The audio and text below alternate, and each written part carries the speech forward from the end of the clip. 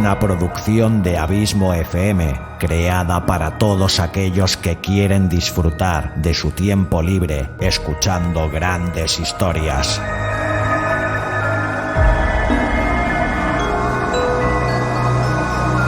Audiolibros y relatos, un podcast literalmente literario.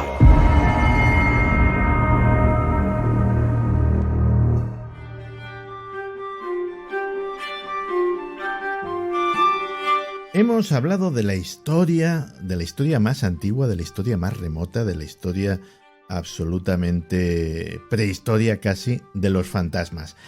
Y no sé si Xavi Villanueva hoy nos traerá una historia de fantasmas, pero desde luego lo que estoy seguro es que nos va a traer una historia maravillosa, una historia genialmente narrada, una historia que nos hará soñar como hace siempre en sus cuentos fantásticos.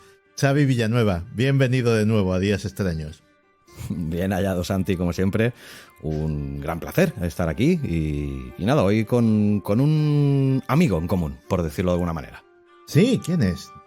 Bueno, es una persona que hace unos meses se puso en contacto contigo, te envió un relato que al parecer te gustó y como te gustó le dijiste, bueno, el que se encarga en este programa de los relatos y los cuentos fantásticos es Xavi, ponte en contacto con él. Y nada, se puso en contacto conmigo y bueno, cuando he tenido tiempo, que uno va atareado y por suerte seguimos recibiendo muchos autores y muchos relatos nuevos, pero llegó el día en que pude leer su relato y me gustó mucho y por eso decidí pues traértelo aquí, como ya te anuncié la última vez que hablamos, de hecho. Pues me acuerdo. Y es... lo que no me acuerdo es de cómo se llama este amigo. ¿Cuál era su nombre? Sergio Díaz. Y además pues nos une con él también la pasión por la música y por la guitarra, que es profesor de guitarrista y profesor de guitarra, además. Anda, qué chulo. Por eso que si quieres te paso a presentarlo ya directamente, ¿no? Pues como te decía, hoy te traigo a Sergio Díaz, que es profesor de guitarra y armonía moderna en Madrid, sí, y dirige una modesta escuela de música en la ciudad de Móstoles. No sé si la conocerás, pero he estado echando un ojito a la web, es muy recomendable, parece ser. Modern Music Center, a todo guitarrista que se precie y esté cerca de la zona, pues les recomiendo que se pase por allí. Y además, como curiosidad también, este pasado 30 de abril, hace muy poquito, Sergio cumplió 46 años, por lo que me parece un buen regalo traerle hoy aquí un relato suyo. Ya lo creo. Y yo creo que le va a hacer mucha ilusión, ya le comenté que existía la posibilidad y me dijo que le hacía mucha ilusión. Y nada, me comentó también algo que me hizo sentir una cierta unión y algo de simbiosis entre nosotros, de que yo también empecé escribiendo, como él me cuenta, que componiendo letras para sus canciones, que es otra manera de escribir, no deja de ser poesía al fin y al cabo, lo que pasa es que con el tiempo se acaba musicando, pero no deja de ser otra manera de escribir. Y con el tiempo pues pasó a colaborar con revistas del ámbito cultural y a escribir pequeños relatos. Desde hace unos meses publica además una columna semanal en el periódico local Móstoles Hoy, titulada Móstoles Insólito. Que la verdad, no sé, que me pareció un título curioso y además muy afín a la familia extraña, ¿no? Ya lo creo. Y me comentaba Sergio que en el verano de 2003 su hija Noa, que parece ser que es una ávida lectora, leyó una de sus historias inacabadas y le animó a terminarla, y además le gustó tanto que fue la pista que Sergio necesitaba para pensar que aquella historia podría tener forma de novela. Así nació Génesis 21, una obra que verá la luz este mes de mayo, o sea, ahora en muy poquito tiempo, gracias a una estupenda colaboración con un amigo de la familia extraña y con un amigo personal tuyo como es Óscar Fábrega. Anda, pues sí. O sea, al final se cierra el círculo. Se cierra el círculo y la editorial Guante Blanco, que dirige Óscar Fábrega, pues parece ser que es la encargada de dar luz a esta novela de Sergio. Además, no hace mucho, María, una amiga que parece ser que conoció en un grupo de relatos donde escribe cada semana, le dice, pues Sergio, a lo mejor es que eres escritor y aún no lo sabes. Sergio dice que no la creyó, pero yo lo he leído y ahora estáis vosotros a punto de descubrirlo, que creo que quizá esta amiga suya tuviera razón y Sergio sí que sea un escritor ya. Claro que sí. Y este escritor en ciernes, ¿qué es lo que nos ha traído? Cuéntanos.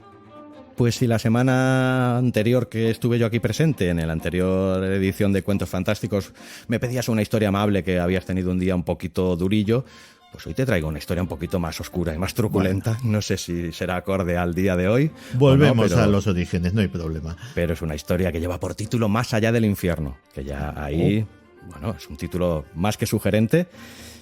y que comenzó como un simple relato, un reto que Sergio se autoimpuso además inspirado en esta sección de cuentos fantásticos, del que es ávido oyente y que le gusta mucho, y bueno, pues como otros tantos que nos han hecho saber que les hemos servido de inspiración pues para escribir sus relatos, pues Sergio es uno de ellos. Sin embargo, lo que nació como una historia breve se transformó en el primer capítulo, nada más y nada menos, de una trilogía, homenaje a Lovecraft, autor al cual se aficionó gracias, me ha dicho, te parecerá muy curioso, a La Noche de los Espíritus. Anda. No sé si te suena de algo este espectáculo. Sí. Itinerante, pues parece ser que en una de las noches, no me acabo de decir en cuál, creo que la de Barcelona, por lo que hablamos, pero que estuvo presente y que fue lo que le sirvió de inspiración para escribir esta trilogía breve, según me dice él, pero que bueno, que lleva sus 3 volúmenes como por título El Renacer de... ¿Tú que eres seguidor? ¿Es Cthulhu? ¿Chulu? Bueno. ¿Cthulhu? La gran pregunta. Eso pregúntaselo a Alberto Martínez, que es el experto. Sí, yo creo que él dice Chulu, ¿no? Sí, yo creo que él dice Chulu y así lo vamos a dejar porque yo no soy quien para enmendarle la página a Alberto. Pero ese es el gran debate, porque una cosa que lleva como no sé cuántas consonantes y unas poquitas vocales, o 2 creo, pues me parece que es complicado de pronunciar. Pues bueno, pues eso, que será una trilogía que el primero de los volúmenes se publicó en febrero y que está disponible a través de Amazon. Invito a los oyentes a que se acerquen a él si lo quieren comprar, y lleva por título El Renacer de Chulu. Y los otros 2 volúmenes, que están todavía por escribir, llevarán por título El Mensajero de Nakla y Crónicas de Shot. Además, en este Más allá del infierno, pues haciéndote una breve sinopsis, que seguro que me vas a pedir, pues te diré muy cortito y muy brevemente que David Morgan, que es el protagonista de esta historia, pues se enfrenta a sus miedos más profundos y atroces mientras desvela secretos ocultos que desafían la percepción de la realidad. Bueno.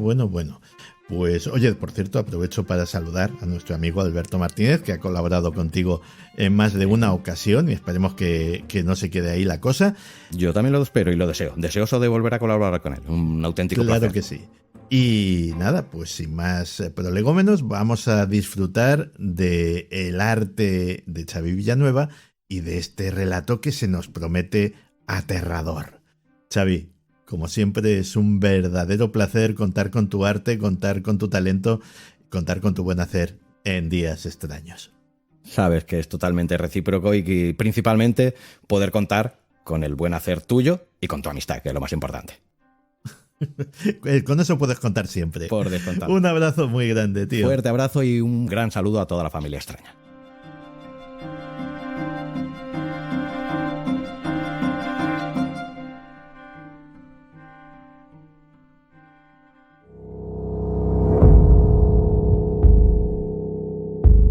Cuentos fantásticos. Una producción de Abismo FM para días extraños.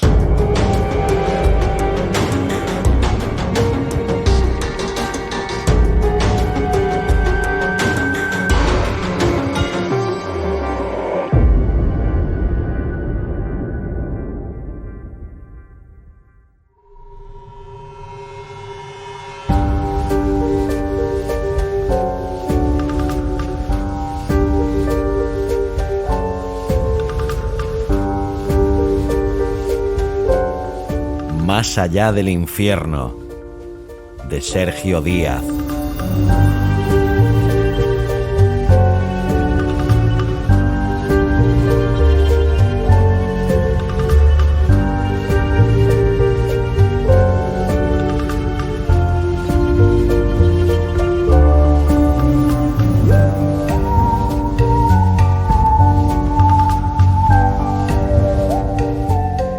Siempre, desde que tengo uso de razón, he pensado que el mal es una creación exclusiva de los hombres, un vestigio de nuestras debilidades, de nuestros horrores y temores más profundos. Pero al cruzar en sueños o en vigilia las fronteras de lo convencional, he visto que la verdad es aterradora. El mal, en su forma más cruda y visceral, no es meramente una ilusión ni un eco lejano de la conciencia. No. Es una presencia tangible, una sombra oscura y alargada, omnisciente, que se desliza entre nosotros, aguardando con paciencia infinita el instante propicio, el momento idóneo. El mal se cierne no solo como un concepto abstracto, sino como una fuerza capaz de arrasarlo todo a su paso, lista para desatar el caos en el momento más inesperado, menos oportuno, y aniquilar súbita e irremediablemente cualquier atisbo de cordura, incluso de vida. El mal no entiende de recompensas celestiales ni de castigos del inframundo. El mal solo entiende de dolor, sufrimiento y caos prolífico. Yo lo vi.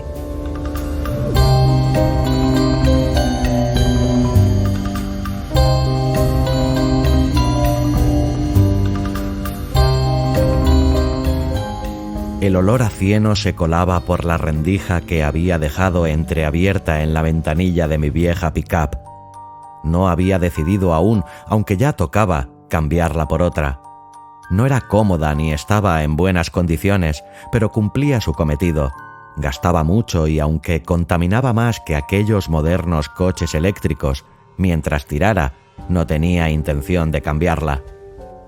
Además, estaba seguro de que no tardando mucho, la poderosa industria del automóvil nos sorprendería con algún nuevo invento que dejaría en ridículo las maravillosas bondades de los coches eléctricos. Era cuestión de tiempo.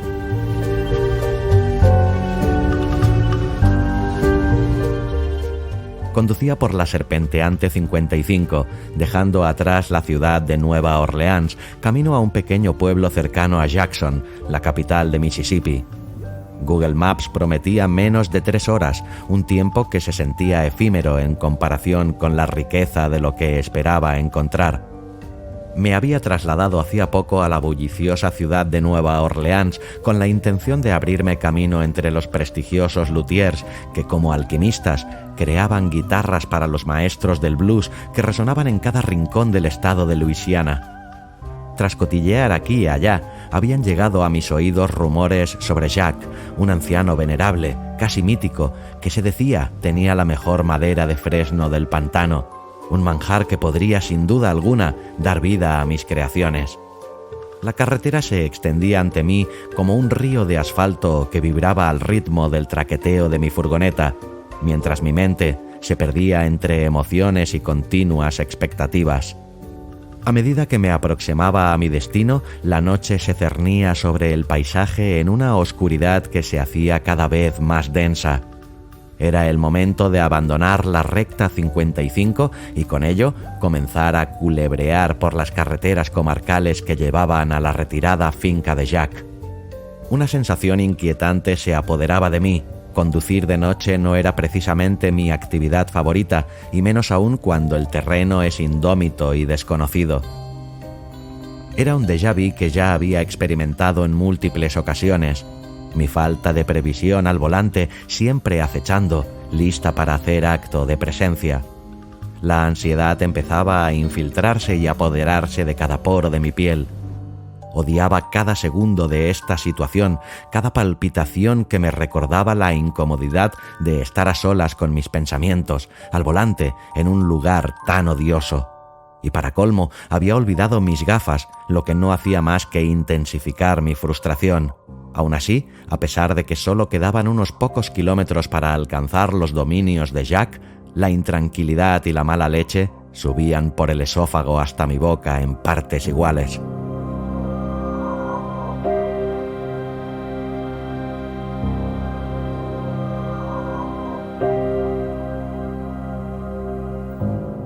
Eran algo más de las 17:45 horas.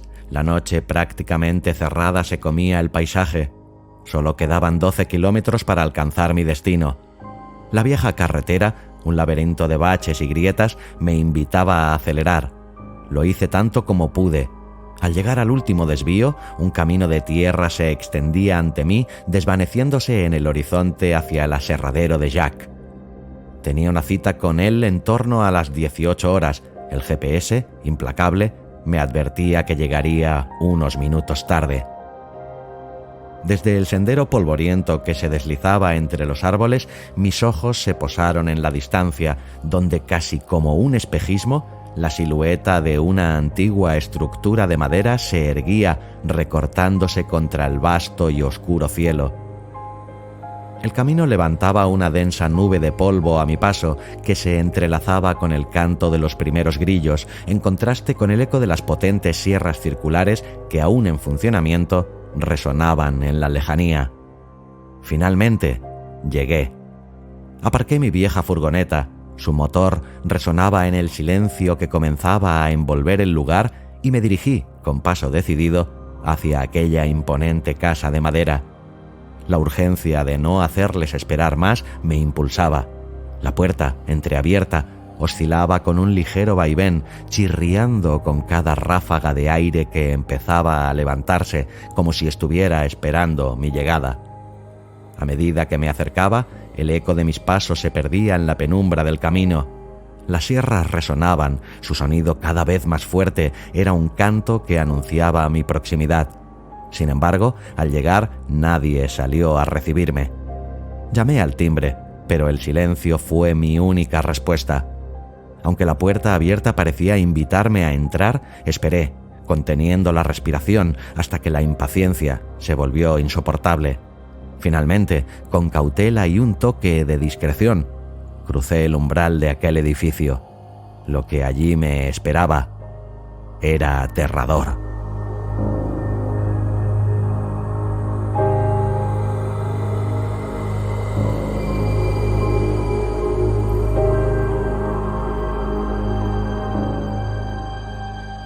Del techo de aquel taller industrial colgaban boca abajo y desangrándose los cuerpos sin vida de quienes parecían ser los empleados de Jack. Aún calientes, desnudos y abiertos en canal, ofrecían una visión desgarradora. En el centro de aquella vasta sala, donde la sangre y el serrín se entremezclaban formando un macabro mosaico, una gran cruz de madera se erguía imponente, siendo el único testigo del horripilante caos que la rodeaba. El cuerpo de Jack, crucificado cabeza abajo, ofrecía una visión espeluznante. Sus ojos habían sido arrancados, como si alguien hubiera querido impedirle ver el horror que había desatado. Aún humeante, a medio quemar, su cuerpo descansaba sobre los enormes clavos que lo mantenían sujeto a los tablones de fresno que le habían dado forma a aquella monstruosa cruz.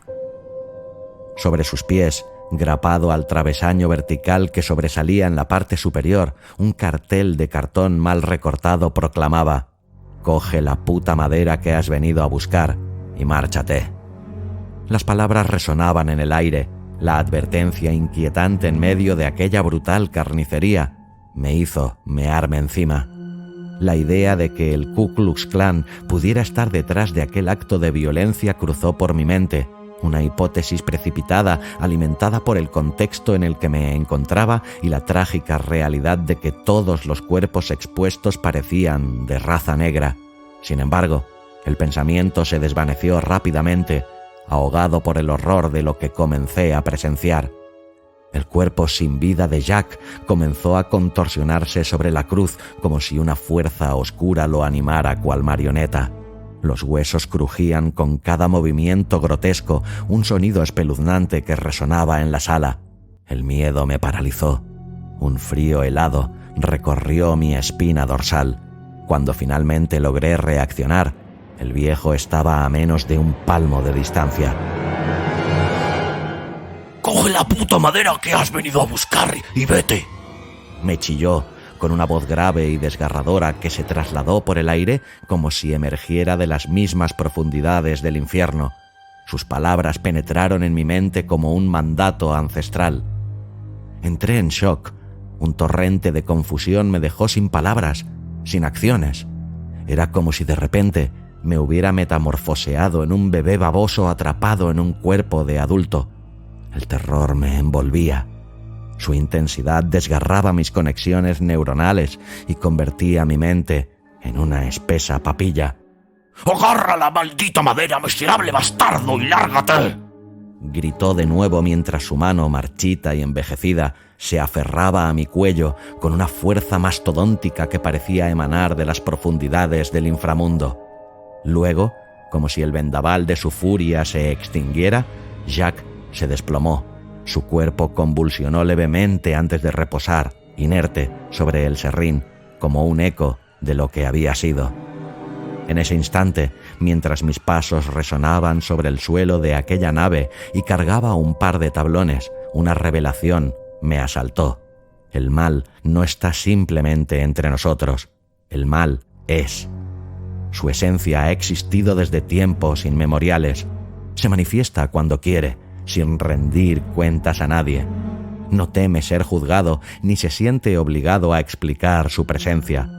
Es un concepto tan antiguo como el tiempo mismo que nos atrapa insospechadamente, irrumpiendo en nuestras vidas con una surrealista elegancia, desapareciendo luego como un susurro, dejando tras su paso solo el vacío.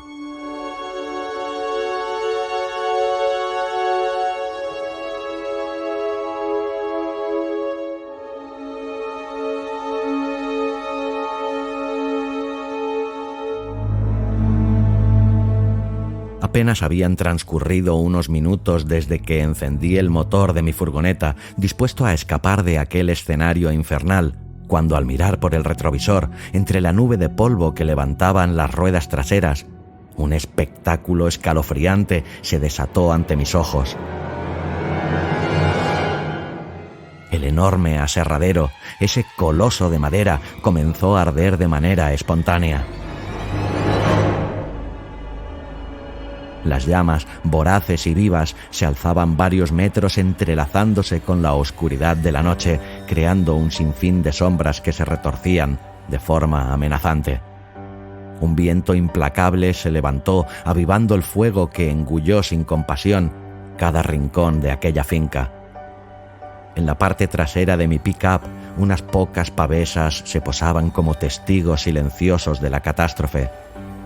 Las visiones de lo que allí viví, junto a las de lo que aún estaba por venir, se aferraban a mi mente como sombras que no cesan y me atormentaban incansablemente.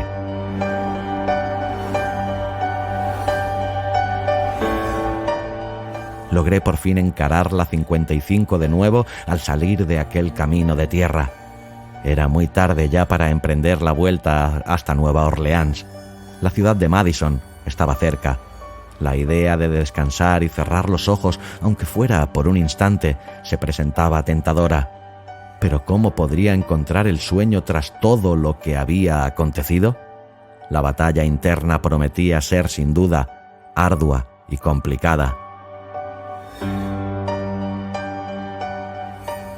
Iba tan ensimismado, tan absorto en mis pensamientos, que no vi a la chica que poco después de cruzar el umbral de la 55 avanzaba por el arcén en dirección a Madison. Fue un instante, un choque brutal. Su cuerpo se elevó como si desafiara la gravedad y voló al menos 6 metros tras el impacto. ¡Me cago en la puta!, grité rompiendo el silencio sepulcral que me envolvía en el interior de mi coche. De inmediato aparté mi furgoneta y corrí hacia ella. Un impulso visceral me instaba a auxiliarla, pero al llegar, la escena que se me presentó fue desconcertante. No había rastro de la chica, solo un charco espeso, un vestigio de lo que alguna vez fue vida, manchaba el asfalto. Miré a mi alrededor frenéticamente. Las potentes luces de mi Ford iluminaban cada rincón, pero ella se había desvanecido en el aire como un aullido en la noche. ¿Qué está pasando? Mi voz resonó como un eco de desesperación que se perdió en la indiferencia de la noche, que se burlaba de mí y de mi absurda situación. Consciente de mi creciente pánico, decidí regresar al vehículo. La luz intensa de los faros me deslumbraba. Tenía las pupilas tan contraídas que no la vi. Allí estaba, sentada en el asiento del copiloto, impávida, con un torrente de sangre brotando de su boca, su nariz y sus ojos. Su mirada electrizante, un abismo de desolación y misterio, me observaba, mientras una sonrisa entre pícara y burlona asomaba en su rostro, despojando de cordura los últimos vestigios que me quedaban. ¿Te apetece que vayamos a la parte de atrás?, susurró desabrochándose la chaqueta con una lentitud casi hipnótica. Un estremecimiento recorrió mi cuerpo. Había algo en ella, un magnetismo irremediablemente atractivo que encendía un deseo desbordante en mí, casi incontrolable. «Sé que lo estás deseando», balbuceó como una sirena seductora en medio de una odisea. Pero en un instante de claridad logré liberarme de su embrujo. Con un movimiento decidido le propiné una patada contundente que hizo que su cuerpo se desplomara sobre el asiento. Aproveché la confusión para abrir la puerta, empujarla hacia el exterior y precipitarla contra el suelo, mientras huía de aquel lugar como un alma en pena. Desbocada y a toda velocidad, observaba por el retrovisor derecho cómo el cadáver se volatilizaba y ascendía hacia el cielo como una columna de humo blanquecino y etéreo. En aquel instante, una epifanía me atravesó. Las prisas, esas aliadas engañosas, no habían sido más que consejeras traicioneras. Decidí desacelerar permitiendo que mis pensamientos se entrelazaran con la realidad de la carretera, temiendo que un nuevo indeseable se cruzara en mi camino. En la serenidad que emergía de la calma, me sumergí en una profunda reflexión, intentando desentrañar el laberinto de acontecimientos que me rodeaban. Quizás nada de aquello había ocurrido.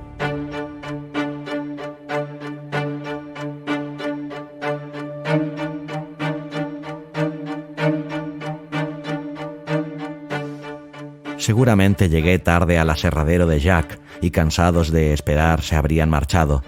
Robé los tablones al ver la puerta entreabierta y mi mente inventó el resto para justificar tal tropelía.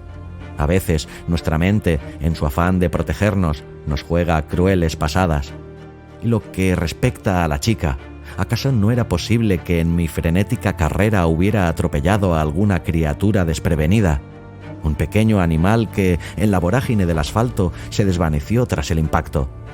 Si no era más que un gato o algo de similar tamaño, el golpe lo arrojó lejos del camino y la oscuridad de la noche se tragó cualquier vestigio de su existencia. Después, las luces potentes de los faros que me apuntaban inquisitoriales y la ansiedad acumulada hicieron el resto. Todo ello quizás era un mero producto de mi agotada imaginación, alimentada por el estrés del cambio de domicilio, las interminables horas en el taller durante las últimas semanas y la odiosa travesía hacia la finca de Jack. Conducir en esas condiciones, sin mis gafas, era un desafío que desataba una ansiedad que tal vez distorsionaba mi percepción de la realidad. De repente, un pequeño cartel apareció ante mí, invitándome a abandonar la carretera hacia un modesto motel. Era el momento perfecto para hacer una pausa. La travesía hacia Nueva Orleans aún se extendía por un par de horas y yo me sentía demasiado fatigado para enfrentar ese trecho en condiciones aceptables. Así que, sin pensarlo más, tomé la decisión de desviarme. La carretera recta y limpia guiaba mi vista hacia una pequeña construcción de madera. No tardé en llegar. El motel, envuelto en una penumbra acogedora, me ofrecía un respiro, un remanso de calma en medio de la fatiga que se había acumulado sobre mi espalda. La idea de dejar atrás el lastre de aquel viaje horrible, aunque solo fuera por un instante, se transformó en un alivio esperanzador. Al descender del vehículo me dirigí hacia la recepción, pero antes de avanzar, un vistazo hacia atrás me detuvo. Mi Ford Ranger azul, batallador y cansado, parecía estar sumido en un abrazo de polvo y sombras. Cada crujido de su metal, al enfriarse, resonaba como un eco de advertencia, un recordatorio de las penurias del camino. El motor aún humeante contrastaba con el frío cortante de esa noche de diciembre. La pintura y la chapa, desgastadas y cansadas, clamaban por un repaso urgente, aunque me resistiera evidentemente, el momento de jubilarla había llegado.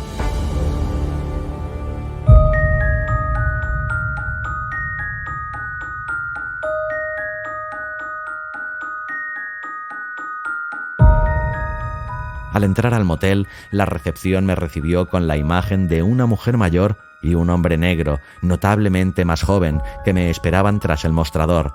La familiaridad de sus rostros me hizo estremecer. La chapa del botones desvelaba un nombre que me paralizó. Jack. Al acercarme, la vi. Era ella.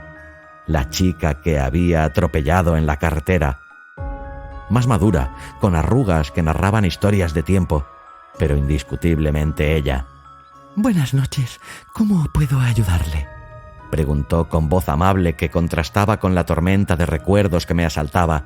Era extraño, inquietantemente extraño. No parecían reconocerme en absoluto. «Necesito una habitación», balbuceé. Las palabras escapaban de mis labios como un susurro inseguro. «Por supuesto, necesitaré una identificación y su tarjeta de crédito», respondió con una amabilidad casi despreocupada. «Jack, ayuda al señor Morgan». Su mirada se posó un instante en la tarjeta con discreción. «Claro que sí», contestó Jack. «Señor Morgan, sígame». Lo seguí a lo largo del pasillo desierto, donde el silencio reinaba y el tiempo parecía haberse detenido en aquella casa de estilo colonial.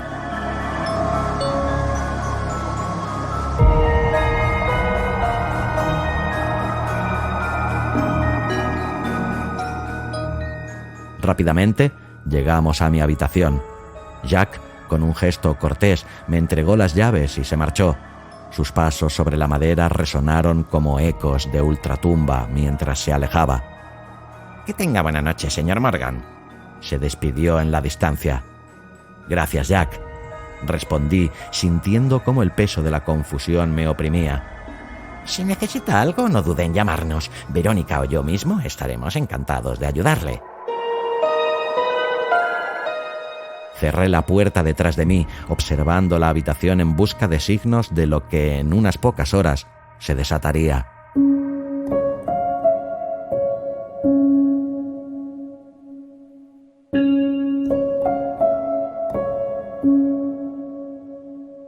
Todo parecía normal, pero la inquietud se cernía en el aire como un presagio apenas perceptible.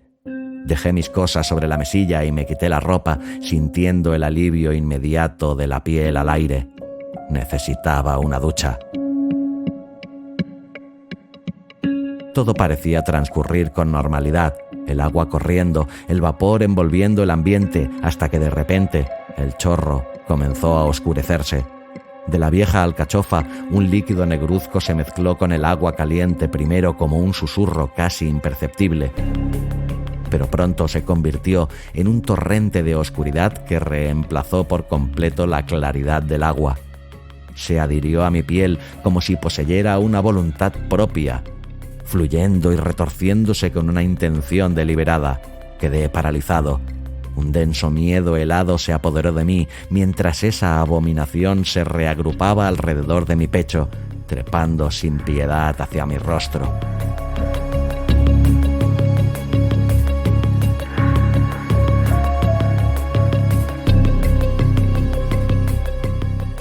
La terrorífica sensación de impotencia se intensificó.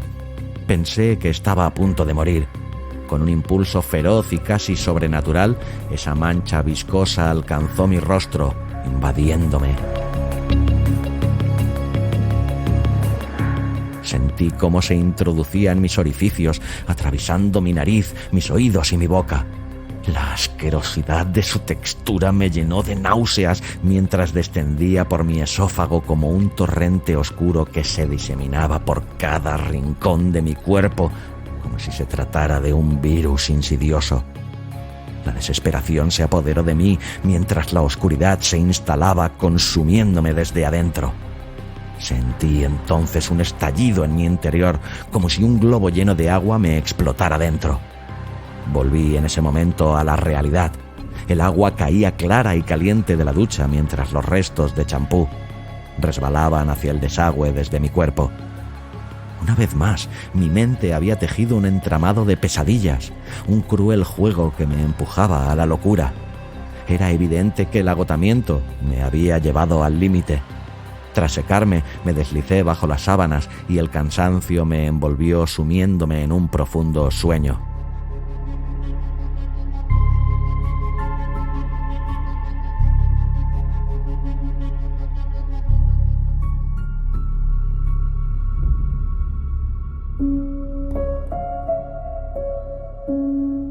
No No habían pasado más de 2 horas cuando un sobresalto me sacudió. Un extraño y ensordecedor murmullo se agolpaba en el exterior del motel, una ola de inquietud que rompía la calma de la noche. La curiosidad, más poderosa que el miedo, me llevó a acercarme a la ventana, ansioso por desentrañar el misterio de aquel alboroto. Lo que vi me dejó sin aliento.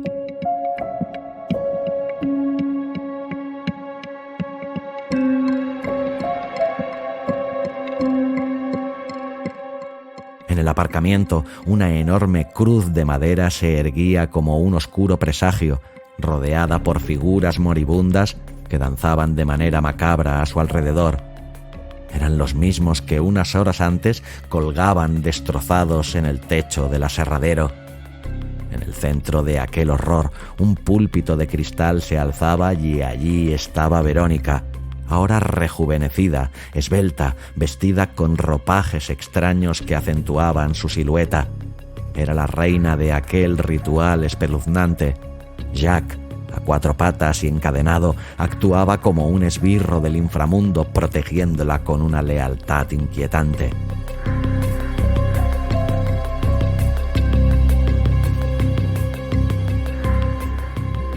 Los cantos estrambóticos que resonaban en el aire conferían al ritual una atmósfera ancestral, un eco de tiempos oscuros que helaba la sangre en mis venas.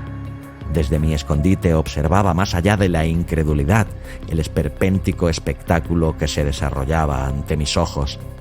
De repente, como si emergieran de las sombras, 2 imponentes hombres, con el torso desnudo y músculos marcados, aparecieron llevando a un hombre maniatado. Sus gritos desgarradores, semejantes al alarido de un cerdo desalmado, retumbaban en la noche. Un lamento que resonaba con la desesperación de un alma atrapada en un abismo de horror. La escena era un torbellino de pesadilla, un cuadro grotesco que desafiaba la lógica, y yo, atrapado tras la ventana, era un espectador involuntario de un rito que desbordaba la cordura.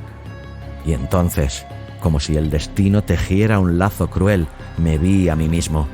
Era yo quien en breve sería clavado boca abajo en la cruz, un sacrificio grotesco destinado a la locura. La imagen de mi propio cuerpo, sometido a tal horripilante destino, me arrojó en un abismo de desesperación.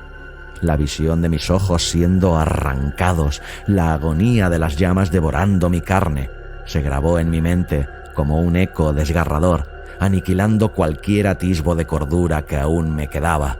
La realidad se desdibujó ante mí y me dejé caer al suelo, sintiendo cómo la gravedad de aquel horror me absorbía. Poco a poco me encogí sobre mí mismo, como un niño asustado buscando refugio en la oscuridad. El silencio de la habitación, salpicado por los murmullos distantes del ritual macabro, me envolvió como una manta pesada, un abrazo espectral que prometía una eternidad de pesadumbre. En ese momento, las paredes se cerraron a mi alrededor y la locura se convirtió en mi única compañera. La visión de mi futuro, tan terriblemente vívida, se convirtió en una prisión de terror. Los murmullos se transformaron en un canto siniestro, un susurro que se filtraba en mi mente, llevándome aún más profundo en el abismo de la desesperación. La habitación se desvanecía y yo, atrapado entre la realidad y la pesadilla, me convertía en un espectador impotente de mi propio final.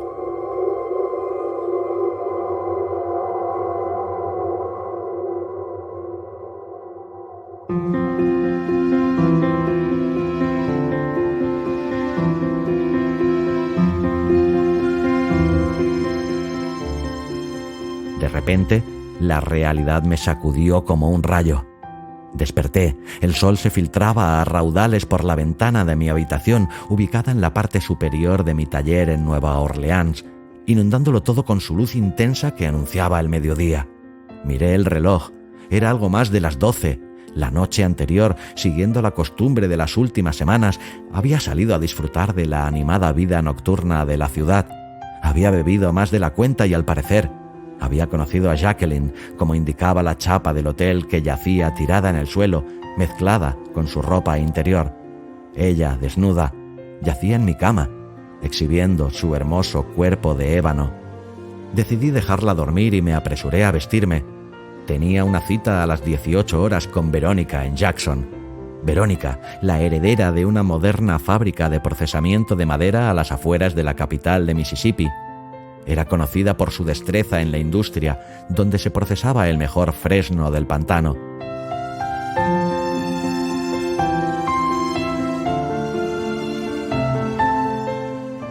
Me vestí rápidamente. Apenas me aseé y preparé un café, con la firme intención de no llegar tarde.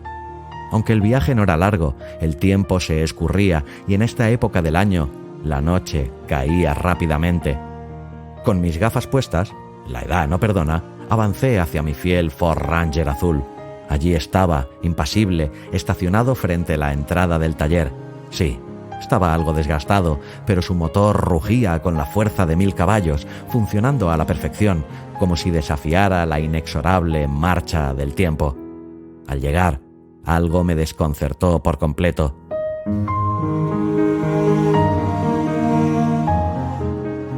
En la parte trasera de mi vieja camioneta reposaban un par de enormes tablones de fresno del pantano, descansando sobre algunas pavesas.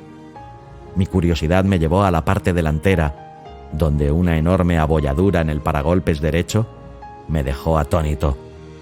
Después, me asomé a través de la ventana del copiloto para descubrir con asombro que 2 botones nacarados de una blusa de mujer brillaban sobre el asiento.